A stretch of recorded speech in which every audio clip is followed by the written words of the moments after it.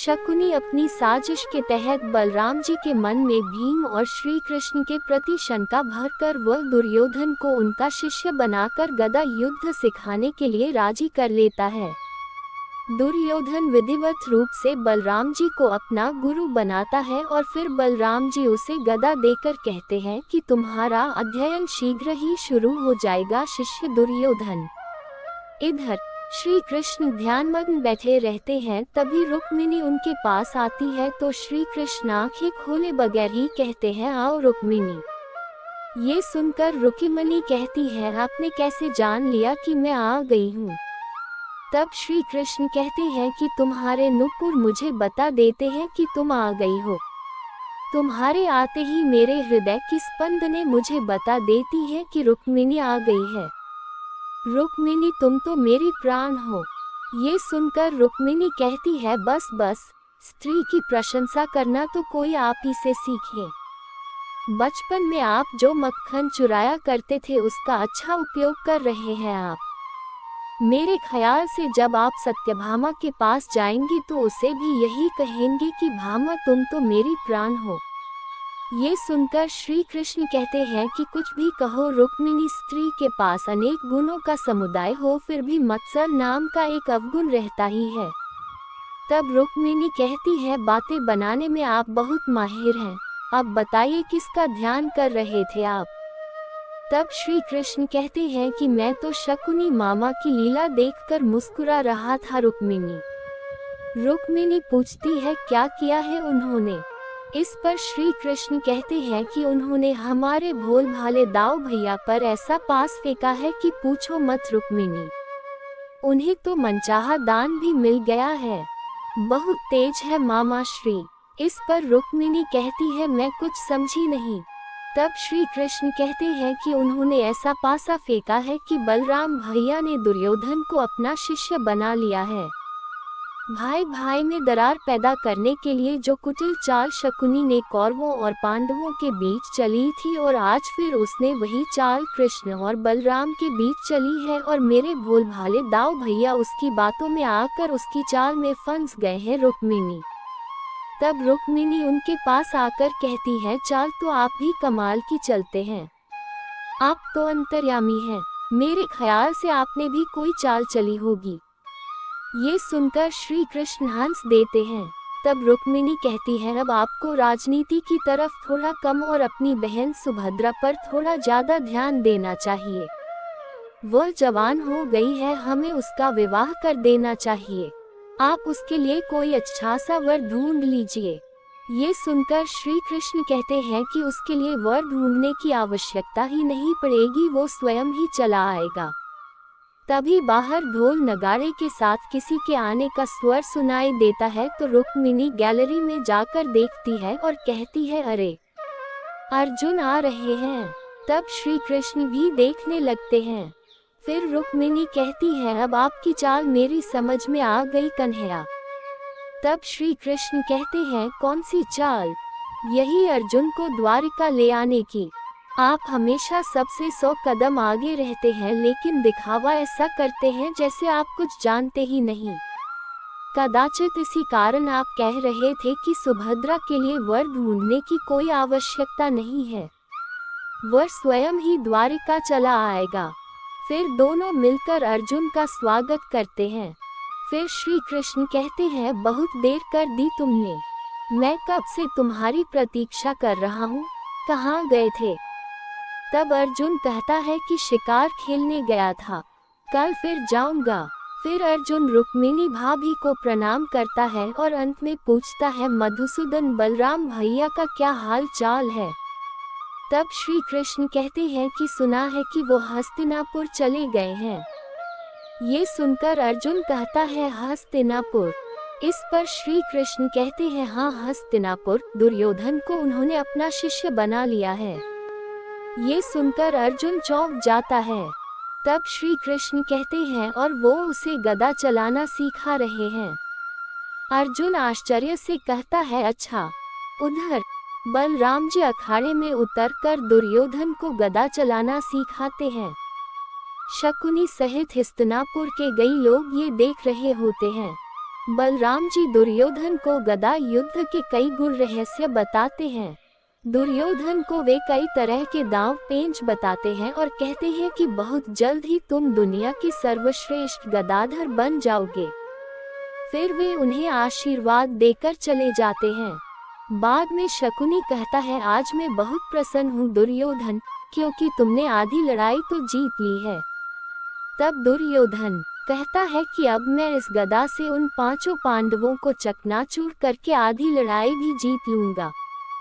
तब शकुनी समझाता है कि इतनी जल्दी करने से लाभ की जगह हानि भी हो सकती है। लड़ाई नीति से भी जीती जाती है। हमने पांडवों को जलाकर मारने की कोशिश की, लेकिन हम असफल हो गए। अब तो वे सम्राट भी हो गए हैं और वासुदेव श्री कृष्ण उनका सखा बन गया है। देखो दुर्योधन, यदि बलराम हमारे पक्ष में आ जाएं तो हम पांडवों के साथ साथ कृष्ण को भी मात दे सकते हैं। उधर रुक्मिणी कहती है, अरे अर्जुन तो जा रहे हैं। तब श्री कृष्ण कहते हैं, ठीक है तो जाने दो। इस पर रुक्मिणी कहती है, अरे ऐसे कैसे, आप चाहते हैं ना कि सुभद्रा का विवाह अर्जुन के साथ हो। तब श्री कृष्ण कहते हैं, ऐसी इच्छा तो है मेरी। इस पर रुक्मिणी कहती है, तो ये इच्छा तब सफल होगी जब अर्जुन और सुभद्रा एक दूसरे को देखें, उनके मन में एक दूसरे के प्रति आकर्षण का जन्म हो। परंतु आज तक अर्जुन ने ना सुभद्रा को देखा है और न सुभद्रा ने अर्जुन को, फिर इन दोनों का मिलाप कैसे होगा। ये सुनकर श्री कृष्ण कहते हैं, रुक्मिणी हो जाएगा। इस पर रुक्मिणी कहती है, अरे कैसे हो जाएगा। सुभद्रा रेवतक पर्वत पर अपनी सखियों के साथ क्रीड़ा करने गई है और अर्जुन हर रोज शिकार खेलने जाता है, फिर इन दोनों में बात बनेगी कैसे। इधर अर्जुन को रथ पर सवार जंगल में जाते हुए बताया जाता है। वह एक हिरण को देखकर कहते हैं, सारथी रथ रोको। सारथी रथ रोक देते हैं। तब अर्जुन अपने तरकश में से बाण निकालकर धनुष पर चढ़ाते हैं और जैसे ही वह तीर छोड़ते हैं हिरण की ओर, तभी एक तीर और आकर हिरण को लगता है। अर्जुन देखते हैं कि हिरण को तीर लग गया है तो वे खुश होकर रथ से नीचे उतरकर हिरण के पास जाकर देखते हैं कि हिरण के पेट में 2 तीर लगे हैं। तभी उनके चरणों में एक तीर आकर लगता है। वह सामने देखते हैं कि रथ पर सवार एक सुंदर युवती उन पर धनुष ताने खड़ी है। वह उसे देखकर मुस्कुरा देते हैं। फिर वह युवती अपना तीर धनुष से उतारकर कहती है, जाओ सखी हिरण लेकर आओ। अर्जुन मुस्कुराता रहता है। सखियां रथ से उतरकर हिरण के पास जाकर हिरण को उठाने ही वाली रहती हैं। तभी अर्जुन कहता है, आप रुकिए, ये हिरण मेरा है। ये सुनकर वह युवती कहती है, नहीं सखी ये हिरण मेरा है, उठा लाओ इसे। ये सुनकर अर्जुन कहता है, ऐसा कैसे हो सकता है देवी, इस हिरण का शिकार मैंने किया है इसलिए ये हिरण मेरा है। इस पर वह युवती जो दरअसल सुभद्रा रहती है कहती है, यह आपका भ्रम है, हिरण का शिकार मैंने किया है इसी कारण हिरण मेरा है। तब अर्जुन कहते हैं, मेरा बाण लगने से ही ये हिरण मरा है। इस पर वह युवती कहती है, ये भी आपका भ्रम है महोदय, मेरा बाण लगने से ही हिरण की मृत्यु हुई है और हिरण पर मेरा अधिकार है इसलिए हिरण को मैं ले जाऊंगी। ये सुनकर अर्जुन मन ही मन कहता है, इस सुंदरी का आवेश मोहक है, इसके नैनों के बाणों ने तो मुझे घायल ही कर दिया है। कौन होगी ये सुंदरी, आज इसे देखने के बाद मेरे मन में प्रेम का प्रादुर्भाव होने लगा। फिर वह युवती तेज में आकर कहती है, सखी उठाओ इस हिरण को। तब अर्जुन कहता है, देवी मैं नारी से कभी युद्ध नहीं करता, परंतु इस हिरण के लिए मैं अवश्य युद्ध करूंगा। ऐसा बोलकर अर्जुन मन ही मन सोचता है कि सुंदरी का गुस्सा भी कितना मोहक है। तब वह युवती अर्थात सुभद्रा अपना तीर उठाकर धनुष पर संधान करके खड़ी हो जाती है। तब ये देखकर अर्जुन कहते हैं, देवी हिरण मेरा शिकार है और इसलिए मैं तुम्हें हिरण नहीं ले जाने दूंगा।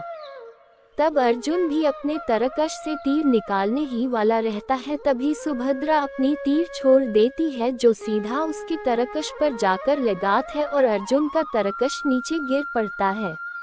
ये देखकर दोनों सखियां हंसने लगती हैं और सुभद्रा मुस्कुराती है। ये देखकर अर्जुन भी मुस्कुराने लगता है। फिर सखियां कहती हैं, पहले अपने धनुष पर बाण लगाना सीखो, फिर हमारी राजकुमारी के साथ युद्ध की भाषा में बात करो। अर्जुन मुस्कुराता हुआ सुभद्रा को देखता ही रहता है।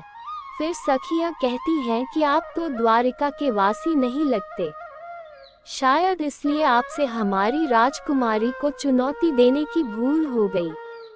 अर्जुन कुछ नहीं बोलकर सुभद्रा को देखता ही रहता है।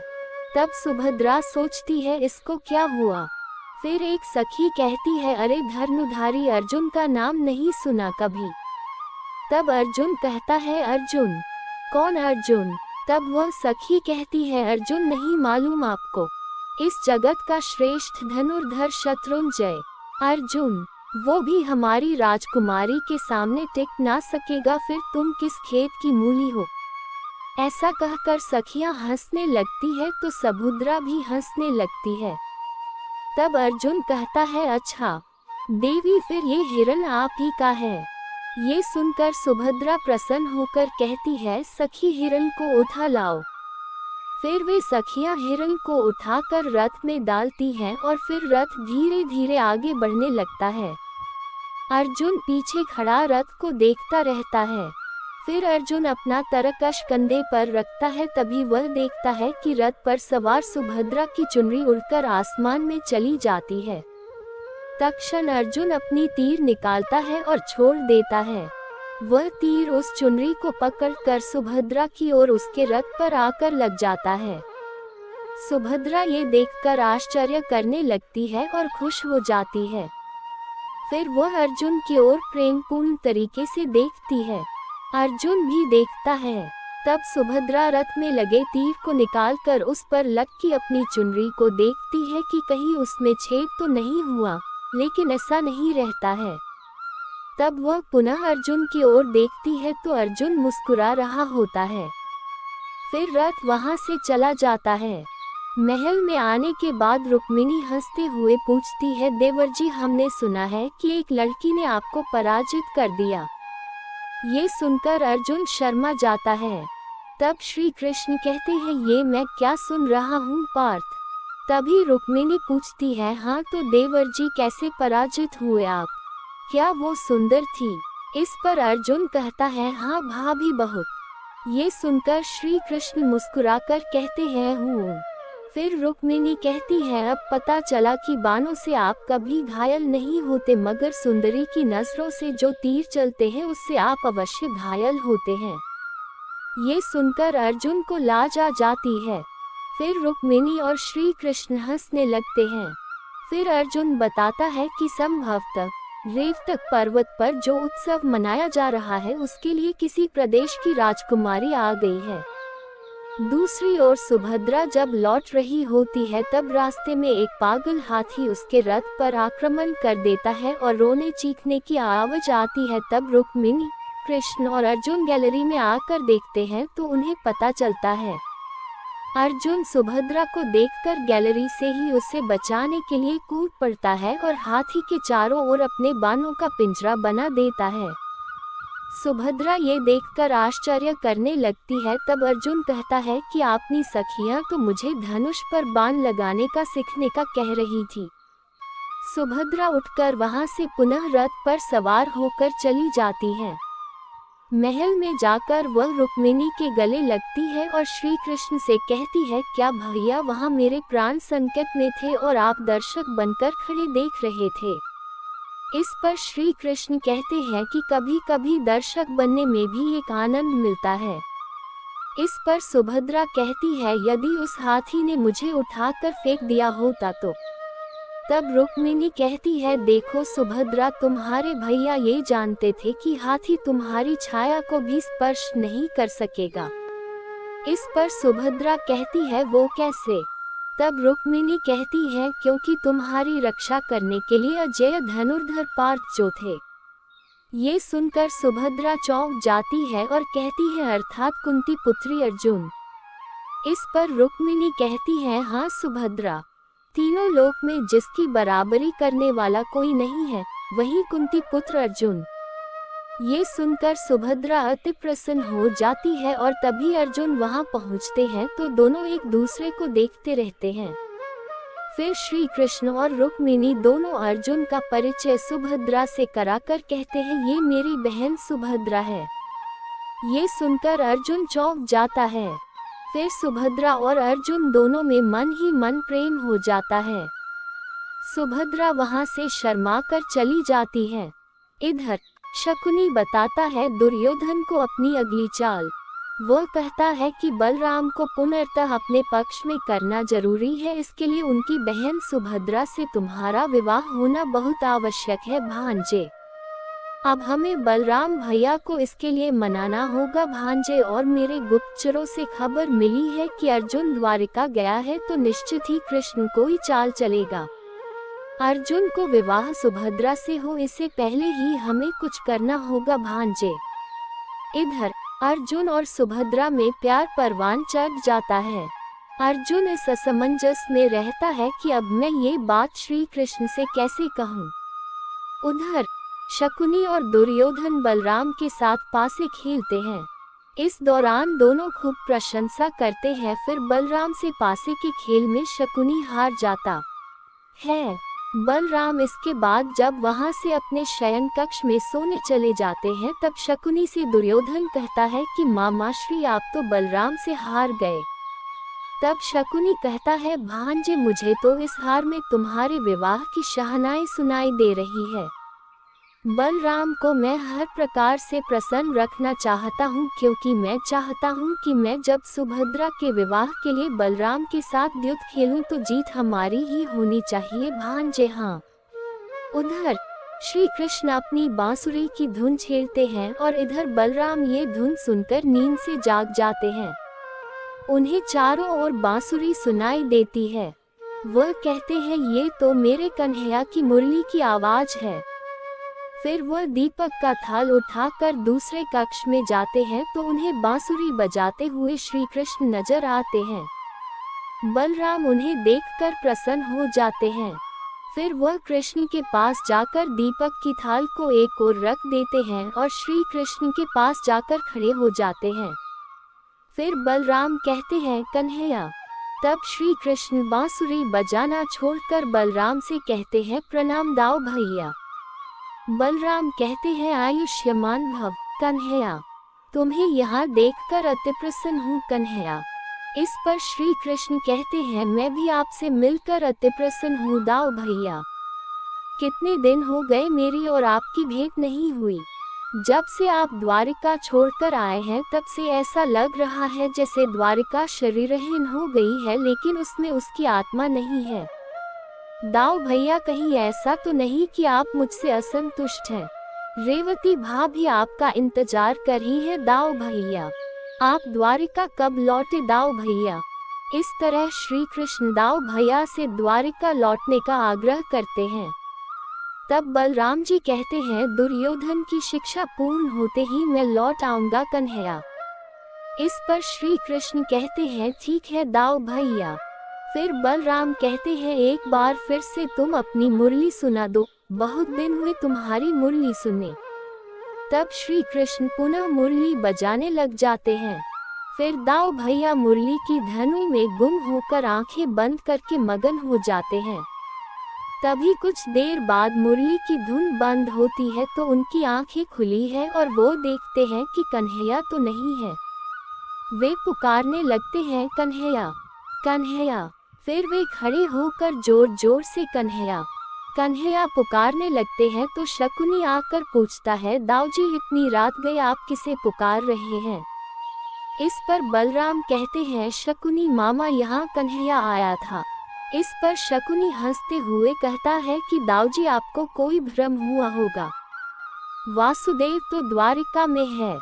नहीं नहीं वो यहाँ स्वयं आया था। तब शकुनी कहता है मेरे विचार से तो आपने कोई सपना देखा होगा दाऊजी। बलराम जी असमंजस में पड़ जाते हैं। जय श्री कृष्णा।